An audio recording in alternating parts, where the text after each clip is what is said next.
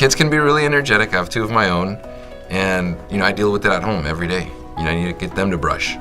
So I get a lot of practice at home, and I learn things there that I can do here at the office with my patients. But you just have to have the patience. I love kids, just having the patience and the time to just spend with them.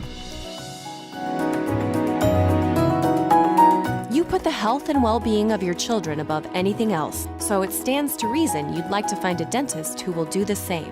Dr. Hanna is very friendly, and he wants to build a friendship with you, a relationship with you.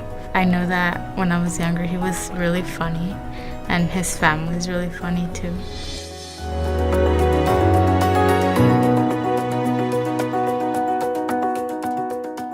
We look forward to having the opportunity to care for your family.